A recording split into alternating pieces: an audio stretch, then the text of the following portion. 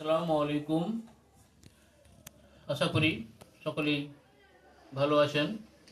তো আমরা আজকে নবম শ্রেণীর ছাত্রছাত্রীদের জন্য নিয়ে এসেছি ভৌতবিজ্ঞানের কোলয়েডের অধ্যায় থেকে বেশ কিছু অ্যান্সার, বেশ কয়েকটি কোলয়েড সম্বন্ধে আমরা জেনে নেব। তো ভিডিওটি দেখার আগে চ্যানেলটিকে সাবস্ক্রাইব করে ফেলবেন ও বেল আইকনটি অন করে দেবেন। শুরু করি। ইমালসান বা অবদ্রব্য কী কী জিনিস?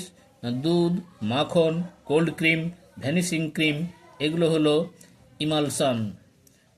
সল, লিকুইড সল, রং, কালি, সাবান দ্রবণ, এগুলোকে বলা হয় লিকুইড সল।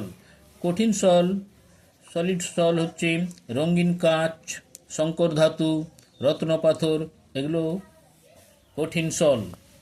এরপরে কঠিন এরোসল, যেমন ধোঁয়া হচ্ছে কঠিন এরোসল। তরল এরোসল, কুয়াশা, মেঘ, এগুলো হচ্ছে তরল এরোসল। জেল কোনগুলো? না, জেলি, জিলেটিন, দই, এগুলো জেল, এগুলোকে বলা হয় জেল। জেলি, জিলেটিন, দই। ফোম, সাবানের ফেনা, শেভিং ক্রিম, এগুলো ফোম, লিকুইড ফোম, সাবানের ফেনা, শেভিং ক্রিম। আর কঠিন ফোম হচ্ছে পাউরুটি, স্পঞ্জ, ফোম রাবার, এগুলো হলো কঠিন ফোম।